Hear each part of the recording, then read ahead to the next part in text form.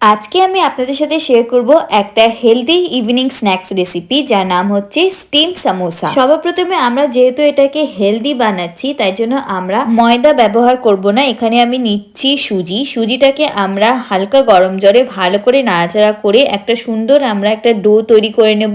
এরপরে আমরা স্টাফিংটা বানানোর জন্য আমরা হিং ফোড়ন দিয়ে তার মধ্যে দিয়ে দিচ্ছি পেঁয়াজ কুচি, নিচ্ছি আমরা লঙ্কা কুচি, আর দিচ্ছি মটর সিদ্ধ করে রাখা, আর আলুটাকে সিদ্ধ করে স্ম্যাশ করে রাখা, দিলাম লঙ্কার গুঁড়ো, স্বাদ মতো নুন, পেরি পেরি মশলা, আর নামানোর আগে ধনেপাতা কুচি ছড়িয়ে ভালো করে নাড়াচাড়া করে আমরা স্টাফিংটাকে তৈরি করে নেব। এবারে আমরা সুজির যে ডোটা তৈরি করে রেখেছিলাম সেখান থেকে আমরা ছোট ছোট লিচি নিয়ে ভালো করে বেলে আমরা সিঙ্গারার শেপ দিয়ে ভেতরে পুরটাকে ঢুকিয়ে ভালো করে আমরা স্টিম হতে রেখে দেবো 10 থেকে 15 মিনিটের জন্য। রেডি আমাদের হেলদি স্টিম সামোসা। খেতে কিন্তু অসাধারণ লাগে, আর আপনারা যদি হেলথ কনসিয়াস বা ডায়েট করছেন তার জন্য কিন্তু একটা পারফেক্ট রেসিপি। এরকম ভিডিও দেখতে হলে অবশ্যই আমার চ্যানেলকে সাবস্ক্রাইব করুন।